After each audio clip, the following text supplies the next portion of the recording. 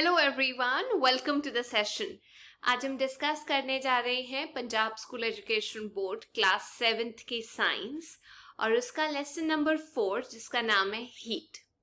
तो शुरू करने से पहले मैं आप लोगों से बात करना चाहती हूँ कि आपने ज़रूर ऑब्जर्व किया होगा कि सर्दियों में हम लोग गर्म कपड़े डालते हैं, वूलन क्लोथ्स डालते हैं, जबकि गर्मियों के अंदर हम थोड़े हल्के कपड़े पहनना पसंद करते हैं, जैसे कॉटन के मटेरियल के।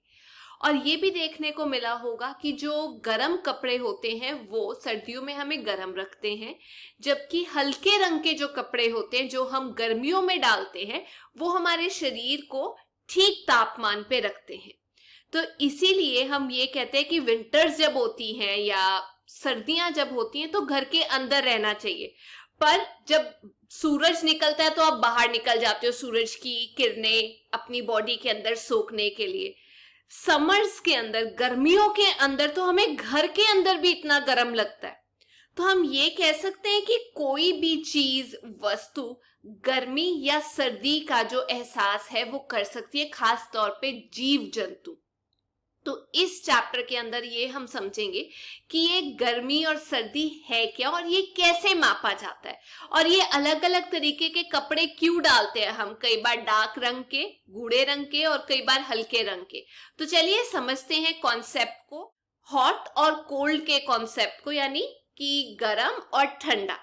देखिए, हमारी रोज की जिंदगी में हम कितनी चीजों के साथ डील करते हैं। कई बार वो चीजें हम फ्रिज से निकालते हैं, कई बार वो बाहर ही पड़ी होती है, नमकीन के पैकेट, चिप्स, आइसक्रीम हो गई। तो कई बार ऐसा होता है जो चीजें हम खाते हैं या टच करते हैं वो गर्म एहसास दिलाती है हमें, और कई चीजें ठंडा होने का एहसास दिलाती है।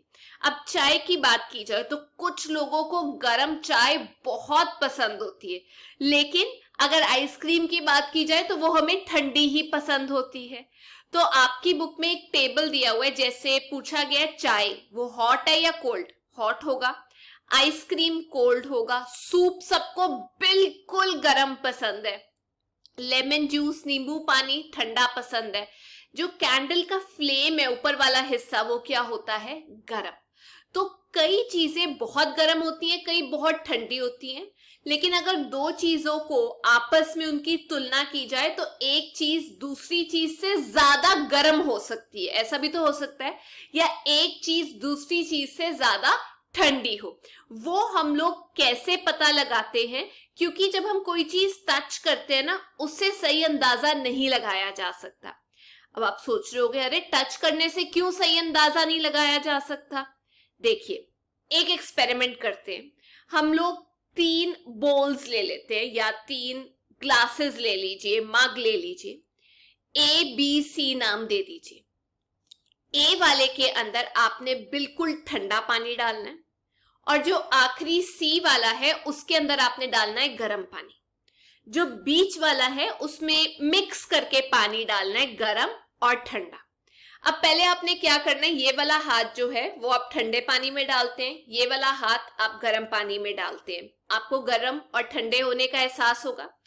उसके बाद ये दोनों हाथ निकाल के अब बी कंटेनर के अंदर या बी ग्लास के अंदर डाल देते हैं जहां मिक्स पानी पड़ा है।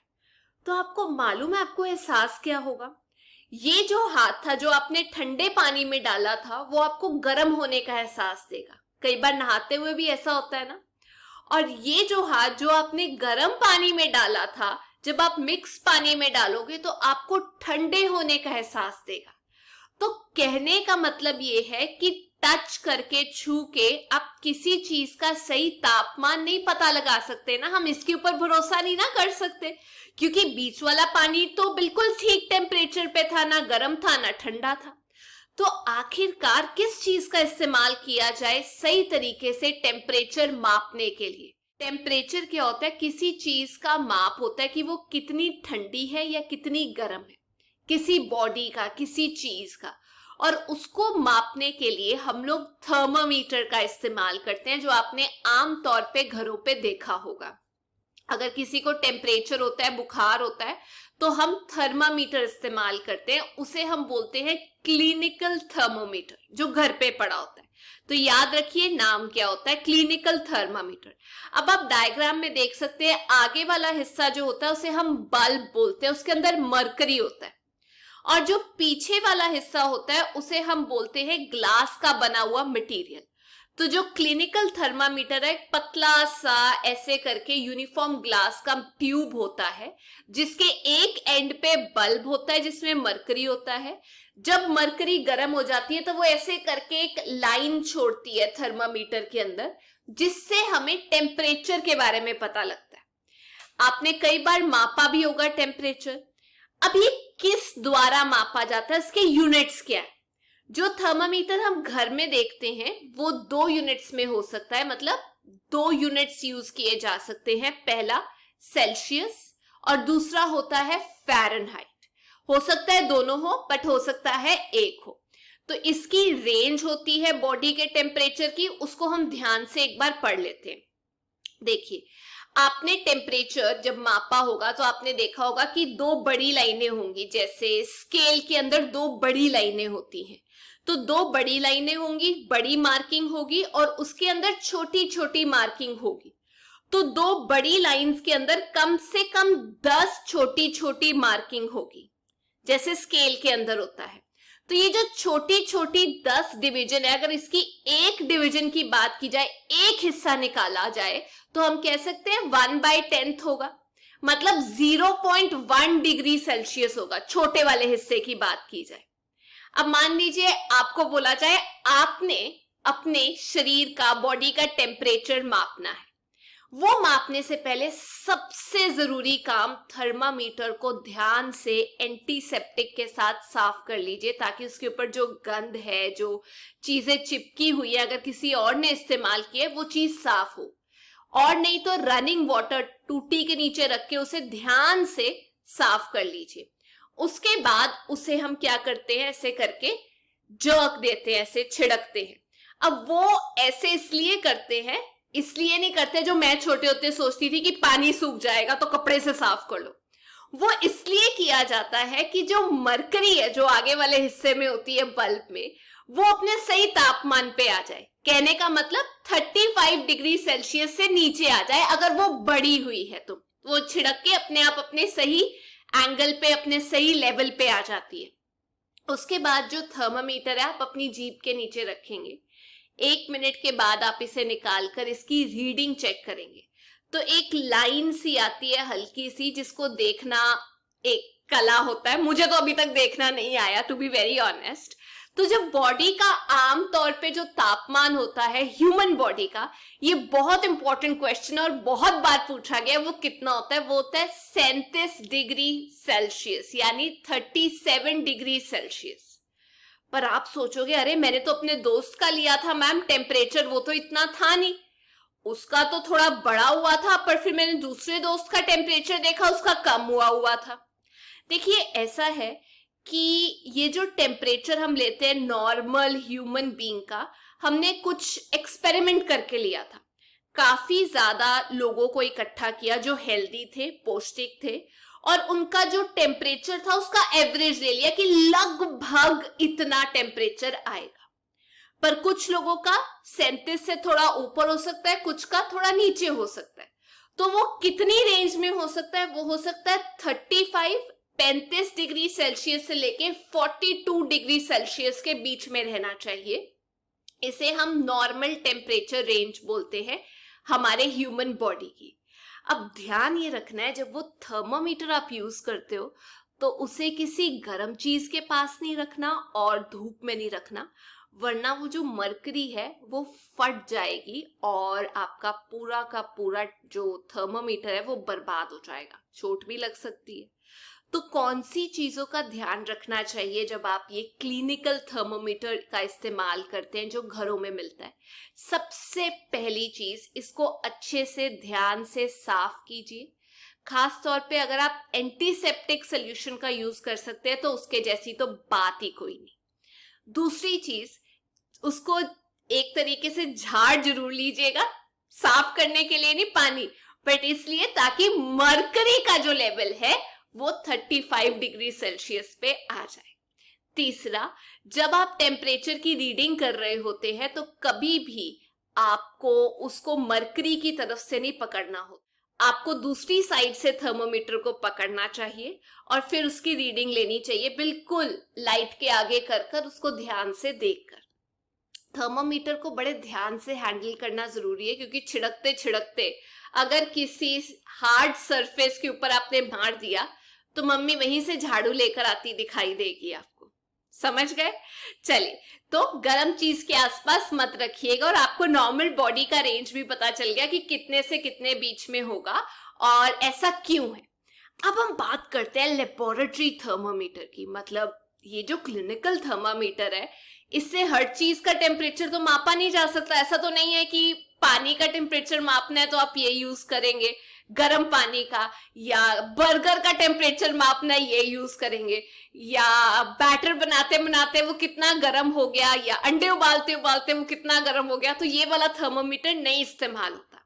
उसके लिए एक खास तरीके का थर्मोमीटर होता है जिसको हम लैब या लेबोरेटरी थर्मोमीटर बोलते हैं।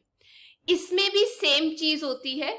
एक ग्लास बल्ब होता है जिसके अंदर मरकरी होती है, एक लोअर लिमिट होती है, मतलब कम से कम कितना टेम्परेचर जा सकता है, और एक अपर लिमिट होती है दूसरी साइड पे। बीच में जो होता है उसे हम कैपिलरी ट्यूब बोलते हैं और ये पतले बोर ग्लास का बना होता है। साइड पे ना इसके एक हुक होता है, ताकि अगर आपको गर्म चीज के अंदर इसको लटकाना है तो आप वो आसानी से लटका सकते हैं। अब इसके साथ हम क्या करेंगे, देखिए इसको यूज कैसे करना है, ये ध्यान देना। मान लीजिए आपको एक गर्म पानी का बीकर दिया गया, एक ग्लास दिया गया, एक कंटेनर दिया गया और आपको बोला गया कि इसका टेम्परेचर माप। तो सबसे पहली चीज आपने क्या करना है, गर्म पानी के अंदर सीधा ही इस थर्मोमीटर को नहीं डालना। पहले जो ग्लास है उसके अंदर आप गर्म पानी डालोगे, उसके बाद उसे स्टिल होने दोगे, वो हिलना नहीं चाहिए। मतलब एक बार एक पर्टिकुलर पोजीशन पे आ गया, उसके बाद बल्ब वाली साइड नीचे करके ये वाला थर्मामीटर, लेबोरेटरी थर्मामीटर आप डालोगे उस बीकर के अंदर, उस ग्लास के अंदर। उसको साइड से थोड़ा दूर रखना, मतलब बिल्कुल ग्लास के साथ नहीं चिपकना चाहिए वो, और नीचे भी नहीं लगना चाहिए। आप देख सकते हैं कैसे उसको रखा हुआ है हम लोगों ने।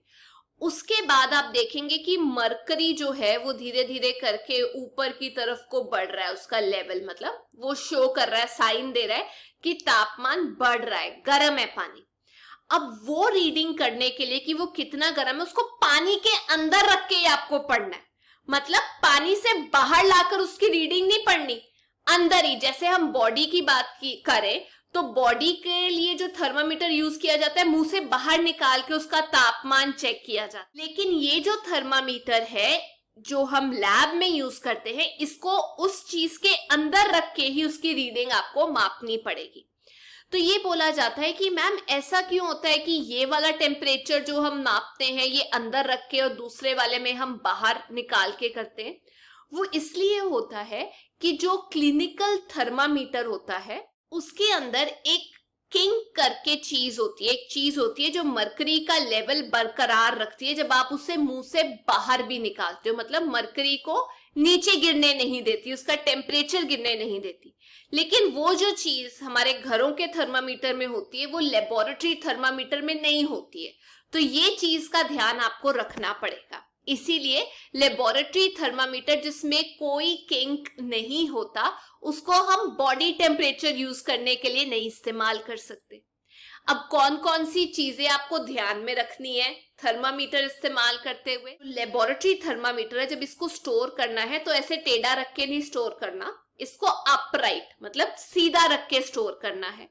और दूसरी चीज, जब इससे टेम्परेचर मापना है तो जिस चीज के अंदर आप डाल रहे हो उसके आसपास के बर्तन को ये टच नहीं होना चाहिए।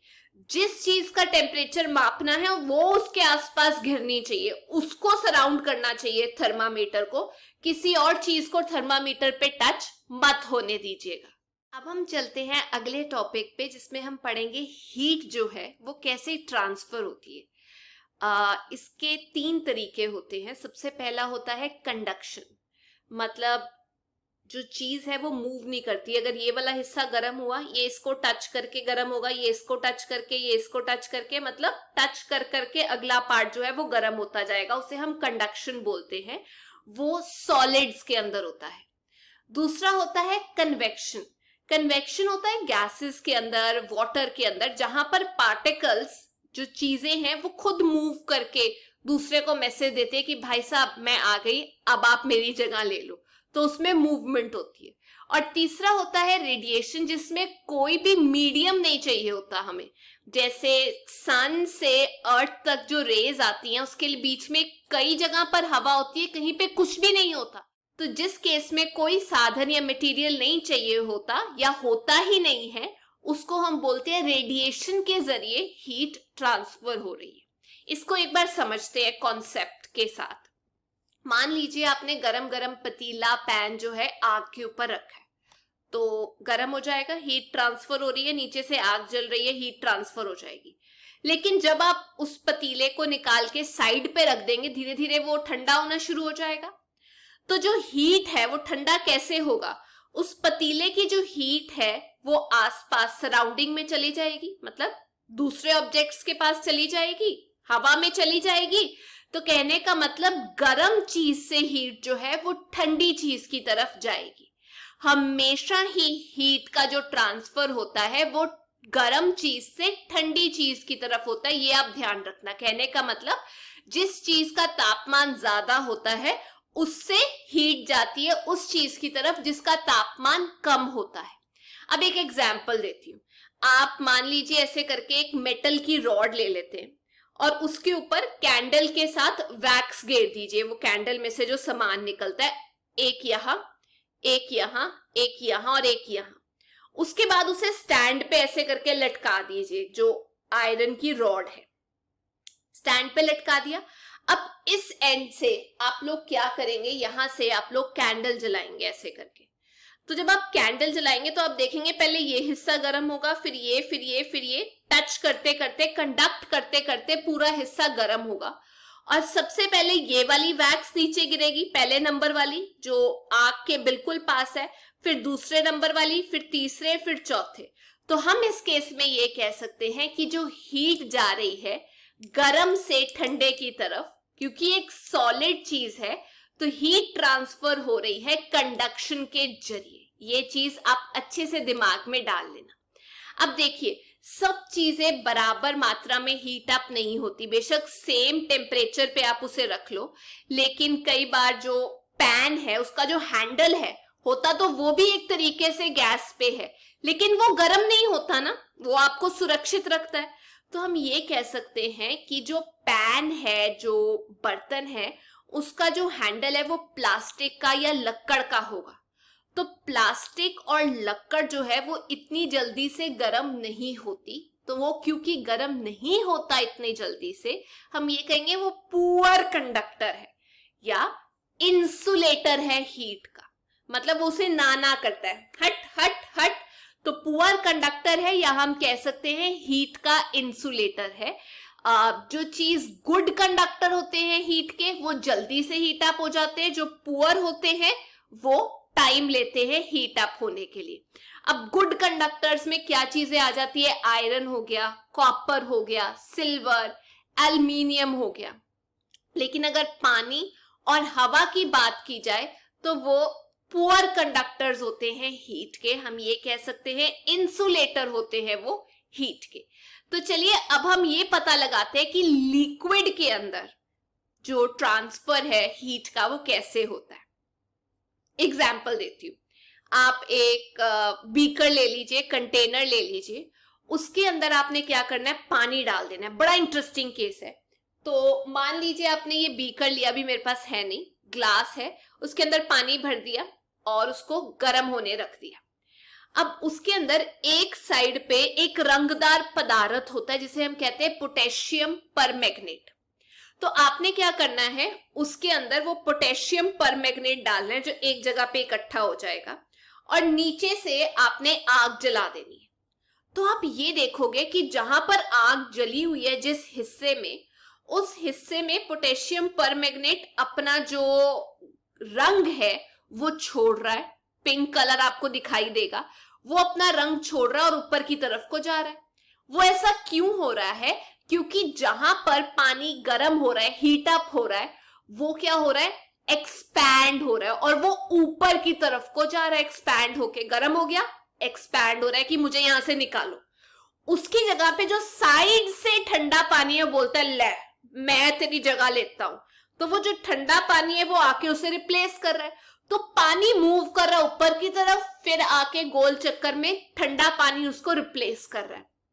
तो ये जो मूवमेंट हो रही है, जो प्रोसेस है ऐसे करके पानी के चलने का, समुद्र में भी इसी तरीके से पानी गर्म होता है सूरज की किरणों से। इस प्रोसेस को हम बोलते हैं कन्वेक्शन, जहां पर पार्टिकल्स जो हैं, एक चीज का जो हिस्सा है वो मूव करता है, पानी जो है वो मूव कर रहा है। ऐसे ही गैसेस में भी हीट जो है वो ट्रांसफर होती है। तो ध्यान रखिए, सॉलिड्स के अंदर कंडक्शन के जरिए से हीट ट्रांसफर होती है और लिक्विड्स और गैसेस के अंदर कन्वेक्शन के जरिए हीट ट्रांसफर होती है। एक और एक्टिविटी करते हैं। मान लीजिए कैंडल आपने जलाई और उस कैंडल में क्या है, अभी उसको ऑक्सीजन मिल रहा है तो वो कैंडल जलती जा रही है। जैसे ही आप उसके अंदर ऐसे उल्टा करके ग्लास रख देंगे, जो गर्म हो रही है हवा, उसके पास बाहर जाने का रास्ता नहीं है, ऑक्सीजन की भी कमी होगी और गर्म हवा बाहर कैसे जाएगी?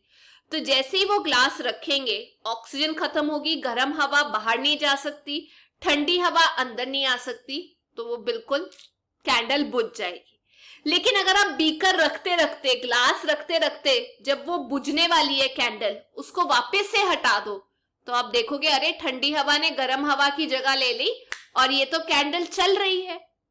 लेकिन मान लीजिए ऐसे करके आप एक टी कंटेनर उसके अंदर डाल देते हैं, या टी शेप का आप एक एल्युमिनियम उस ग्लास के ऊपर फिट करके उसके ऊपर डाल देते हैं, तो जो वो ग्लास और एल्युमिनियम के बीच की जगह है, वहां से हवा अंदर आकर उसको एनर्जी दे रही है, या हम कह सकते हैं गर्म हवा को रिप्लेस कर रही है। तो इसी वजह से जो कैंडल है वो चलती रहती है, उसे एक सोर्स मिल रहा है ना, गर्म से ठंडी और ठंडी से गर्म हवा में रिप्लेस करने का। अब यही चीज होती है जब हम कोस्टल एरिया के पास रहते हैं, तट के पास रहते हैं। ये कॉन्सेप्ट बहुत जरूरी और पेपर में जरूर जरूर पूछा जाता है। 2 मिनट का कॉन्सेप्ट है। एक है सी ब्रीज, सी से, समुद्र से आने वाली हवा, और एक है लैंड ब्रीज यानी कि लैंड से जाने वाली हवा। पहली चीज ये कि लैंड, धरती और पानी की बात की जाए तो पानी को 5 गुना ज्यादा एनर्जी लगती है या टाइम लगता है, हम ये कहेंगे एनर्जी लगती है हीट अप और कूल डाउन होने में, गर्म और ठंडा होने में। धरती जल्दी गर्म हो जाती है और जल्द ही ठंडी हो जाती है। तो एक केस लेते हैं, दिन का टाइम है, एक तरफ लैंड एक तरफ पानी है। तो दिन के टाइम पे जो लैंड है वो बहुत गर्म हो जाता है। गर्म होने की वजह से जो हवा है वो ऊपर उठना शुरू हो जाएगी, जैसे कैंडल से ऊपर उठ रही थी। और जो पानी है वो अभी ठंडे तापमान पे ही है। तो ये जो लैंड से हवा ऊपर की तरफ को उठ रही थी, इसको रिप्लेस करने के लिए, बदलने के लिए, चेंज करने के लिए, पानी से जो हवा आ रही है ठंडी ठंडी, उसको हम कोल्ड ब्रीज या सी ब्रीज बोलेंगे। वो ठंडी ठंडी होगी, तो गर्मी में ठंडी का एहसास हो गया दिन के टाइम। अब रात के टाइम उल्टा हो जाता है। रात के टाइम जो लैंड है, जो धरती है, वो जल्दी से ठंडी हो जाती है और जो पानी है वो गर्म रहता है। अभी वो इतनी जल्दी ठंडा नहीं हुआ, ठंडा होने को उसको टाइम लगेगा ना। तो क्योंकि वो गर्म रहता है तो उसकी जो ऊपर की हवा है वो ऊपर उठना शुरू हो जाती है, ऐसे करके उठती रहती है। और जो लैंड की हवा है ठंडी वाली, वो समुद्र की तरफ को जाती है। तो एक सर्कल बन गया, कन्वेक्शन करंट चल रहा है ऐसे करके। तो जो वो लैंड से हवा जा रही है उसे हम बोलते हैं लैंड ब्रीज। ये ध्यान रखिए, रात के टाइम पे लैंड ब्रीज और दिन के टाइम पे चलता है सी ब्रीज, ठंडा ठंडा एहसास। अब आप ये सोच रहे होंगे कि चलो ये तो हवा है जो काम कर रही है, लेकिन सूरज से जो हमें हीट मिल रही है, किरणें मिल रही है, उसमें तो कई बार हवा भी नहीं आती बीच में, तो वो हमारे तक कैसे पहुंच रही है? सूरज से हमें जो गर्मी मिल रही है उसमें जरूरी नहीं है कोई बीच में माध्यम हो, हवा हो। तो इसीलिए बिना माध्यम के जब हमें हीट मिलती है या कोई चीज का एहसास होता है, उसे हम रेडिएशन बोलते हैं। उसमें जो गर्मी है वो दूसरी चीज तक चली जाती है, बट मीडियम नहीं चाहिए होता, बीच में कोई चीज नहीं चाहिए होती जो ट्रांसफर कर रही है। जैसे आप आग के पास बैठे तो आपको सेका लगता है ना, वो भी एक तरीके का आप कह सकते हैं रेडिएशन है। गर्मी जो हमें या सन रेज जो हमें सन से मिलती है वो भी हमें मिलती है रेडिएशन के जरिए। अब जो सारी की सारी गर्म चीजें हैं, गर्म बॉडीज हैं, वो रेडिएट करती है, वो बाहर को एनर्जी फेंकती है। मान लीजिए ये सन है और ये दूसरा ऑब्जेक्ट है, तो सन ने जो गर्मी फेंकी इसके ऊपर, अब इसके पास 3 ऑप्शंस है। या तो ये सोख ले उस गर्मी को, या वापस भेज दे कि चल मेरे को नहीं चाहिए, जैसे बर्फ वापस भेज देती है, या फिर उसको ट्रांसमिट कर दे, अपने से क्रॉस करके किसी और को दे दे। ये भी तो हो सकता है, जैसे धरती गर्म हो जाए तो वो ऊपर के एटमॉस्फेयर में गर्मी भेज देती है, ट्रांसमिट कर देती है, ट्रांसफर कर देती है। तो हम ये कह सकते हैं कि किसी भी चीज का टेम्परेचर तभी बढ़ता है जब वो गर्मी हीट को क्या कर लेता है, अपने अंदर एब्जॉर्ब कर लेता है। अब आप सोच रहे होंगे ऐसी कौन सी चीज है जो सबसे ज्यादा जल्दी हीट अप हो जाती है? आप ही बता दो कौन से कपड़े पहनने चाहिए। देखो एक एग्जाम्पल लेते हैं, 2 कंटेनर ले लेते हैं, जैसे कोका कोला के कैन होते हैं। एक के ऊपर आप व्हाइट कलर का पेंट कर दो और एक के ऊपर आप ब्लैक कलर का पेंट कर दो और उसके अंदर पानी रख दो, धूप में उनको ले जाके रख दो।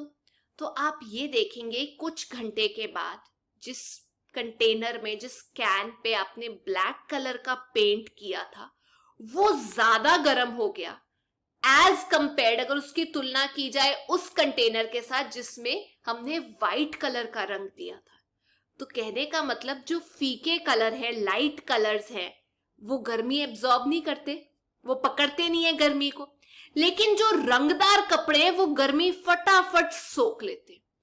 तो हमें ये ध्यान रखना है कि गर्मियों के अंदर हमें डार्क कलर के कपड़े नहीं पहनने, गर्मियों के अंदर लाइट रंग के कपड़े आप पहन सकते हैं, क्योंकि वो पुअर एब्जॉर्बर होते हैं हीट रेडिएशन के, हीट को पकड़ते नहीं है, एब्जॉर्ब नहीं करते। लेकिन जो ब्लैक कलर है वो एक अच्छा एब्जॉर्बर है हीट रेडिएशन को, वो हीट को पकड़ के रखता है। लेकिन विंटर्स की बात की जाए, सर्दियों में हम वूलन कपड़े डालते हैं। वूलन कपड़े जो हैं वो एक बैड कंडक्टर है हीट के, वो हीट को अलाउ नहीं करते। लेकिन जब आप उनको डाल लेते हैं तो उनके छोटे छोटे धागों के अंदर हवा फंस जाती है, ट्रैप हो जाती है। और एयर भी एक बैड कंडक्टर है हीट का, तो जो हवा अंदर है वो अंदर ही रह जाती है और बाहर नहीं निकलती, जिसकी वजह से आप ये कह सकते हैं कि गर्म कपड़े डाल के आपको गर्मी का एहसास होता है। मतलब हवा अंदर फिक्स हो गई, वो वैसे ही रहेगी। इसीलिए ये देखा जाता है जब सर्दियों में आप एक ब्लैंकेट लेते हैं तो आपको ठंड लगती है, लेकिन अगर 2 लेयर्स ले लें आप किसी ब्लैंकेट की, रजाई की, तो हवा अंदर फंस गई, वो गर्म रखती है आपके शरीर को, तो आपको गर्मी लगती है। तो ये थी आज की क्लास। पर जाने से पहले मैं आप लोगों से 2 क्वेश्चंस पूछना चाहती हूँ। पहला क्वेश्चन ये कि नॉर्मल ह्यूमन बीइंग के बॉडी का टेम्परेचर की रेंज कितनी होती है, कितने डिग्री से कितने डिग्री होती है। दूसरा क्वेश्चन, सी ब्रीज कब चलती है और उसमें जो हवा है कहां से कहां जाती है, और वो ठंडी होती है या गर्म। तो ये थी आज की क्लास। अगर आपको वीडियो अच्छा लगा, please make sure you like, share and subscribe. Till then, take care, bye bye.